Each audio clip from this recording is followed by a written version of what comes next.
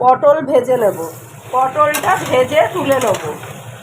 1 ঘন্টা আগে গরম জলে ছোট সয়াবিনগুলোকে ভিজিয়ে রেখেছি। এবার এটাকে ভালো করে ধুয়ে নিয়ে জল নিংড়ে ভেজে নেব। তেলের মধ্যে নুন দিয়ে দিলাম, হলুদ দিলাম, সয়াবিন ভেজে নেব। সয়াবিনটা ভাজা হয়ে গেছে, এবার এটা নামিয়ে নিচ্ছি। এবার কড়াতে একটুখানি বাটার দিয়ে দিলাম।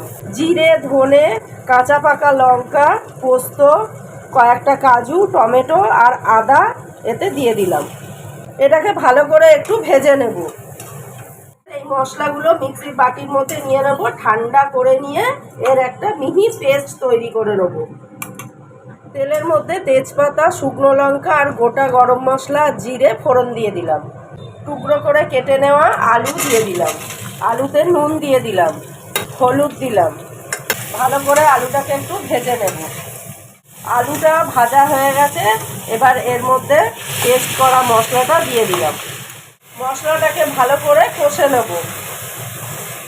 2টো বাতাসা দিয়ে দিলাম আর মিক্সির বাটিটা ধুয়ে সামান্য জল দিয়ে দিলাম, দিয়ে একটু কষে নেব।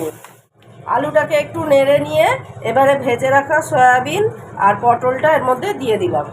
এবার এইগুলোকে একসঙ্গে ভালো করে কষে নেব। ভালো করে কষে নিয়েছি। এদিকে গরম জল বসিয়ে দিয়েছি। গরম জলটা এবার তরকারিতে দিয়ে দেবো। 2 মিনিট একটু ফুটিয়ে নেব।